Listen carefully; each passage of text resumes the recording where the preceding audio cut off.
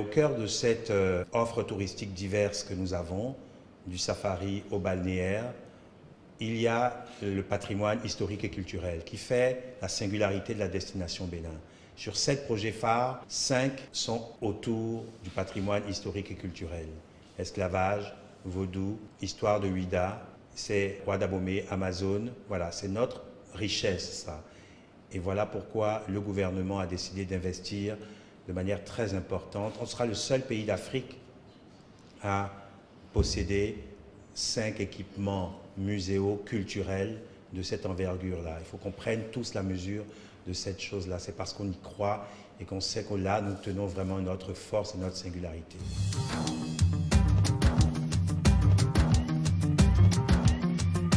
Donc, notre mission maintenant a démarré depuis près de 16 mois déjà, sans que personne n'en sache rien, et donc nous a permis de développer les différentes études qui maintenant vont permettre de développer les projets architecturaux.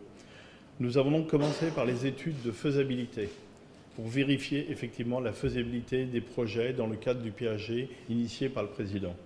Nous avons également réalisé les études d'opportunité. Elles ont conclu à la réalisation de ces projets.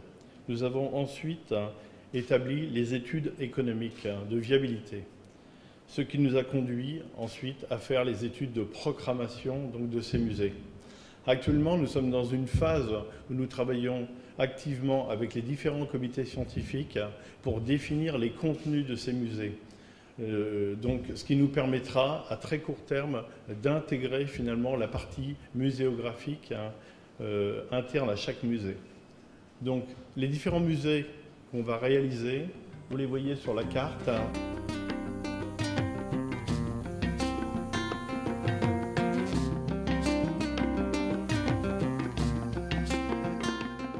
Le développement de ce projet se fera sur un terrain de 3 hectares et comprendra, si vous voulez, 4 cases, 3 cases.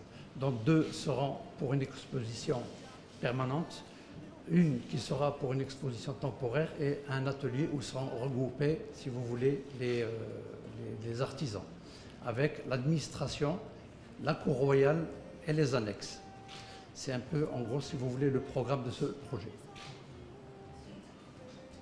Le thème du projet est un thème très important.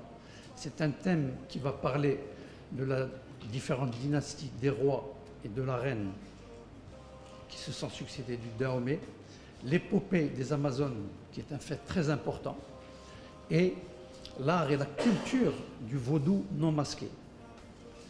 Et c'était un devoir pour nous de respecter ces palais qui sont existants et de faire une architecture, si vous voulez, qui s'inspire beaucoup de ces palais pour une meilleure intégration du projet, si vous voulez, dans le contexte qui est un contexte très riche et qui a une histoire qui est extraordinaire et qui est très importante pour la ville d'Abomey.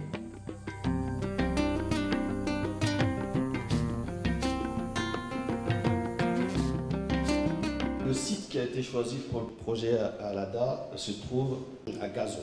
Et le site est sur 5 hectares.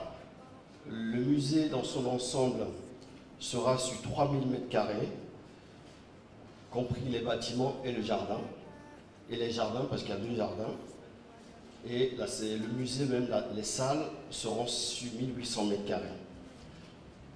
Donc l'ensemble du projet a été pensé pour vraiment s'insérer dans le site. On sera sur juste un niveau pour venir vraiment s'intégrer sans dénaturer le site.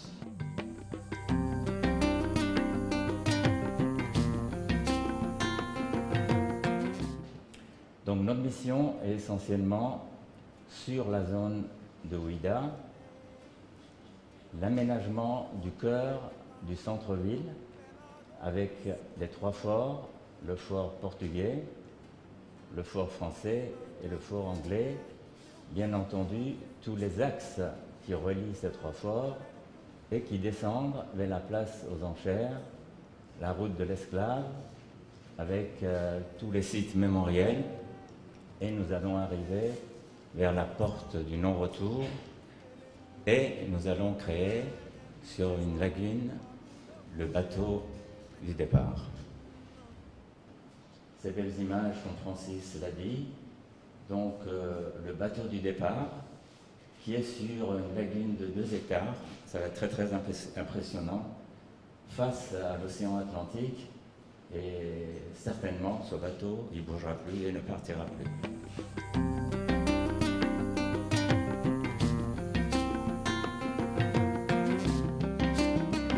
Alors effectivement, quoi de mieux que le Zangbeto pour représenter, ou en tout cas figurer la culture vaudou et présenter le musée des arts et civilisations vaudou Orisha.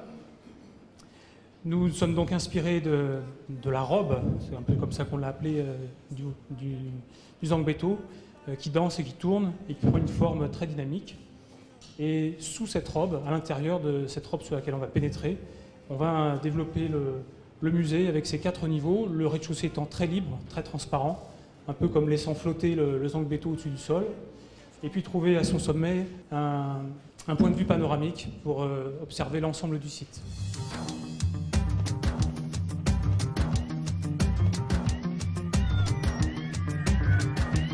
Mon mot sera simple. Il sera d'abord de rassurer tout le monde sur la pertinence de tous ces projets. Ensuite, de dire, comme vous avez pu vous en rendre compte, que tout a été bien planifié et dans les moindres détails. De dire que le chronogramme a été pensé et qu'il est réaliste et que nous avons challengé les architectes sur chaque semaine de ce chronogramme. Parce qu'il y a des délais qui ne sont pas tout à fait ceux que nous aurions souhaités. Je préfère le dire ainsi, monsieur le maire me comprend mieux. Mais soyons heureux que ces projets aient été conduits avec une bonne phase d'étude qui, pour l'ensemble, finit en 2018, décembre. Que ces projets, aujourd'hui, en termes de mobilisation de financement, ne souffrent d'aucune difficulté et que ces projets rencontrent l'adhésion aussi bien des élus locaux que des populations à la base dont ils sont les représentants. Et donc, il ne me reste plus qu'à dire, chers amis, acteurs témoins de la transformation du Bénin, au nom du président de la République, au nom de tout le gouvernement, au travail. Merci.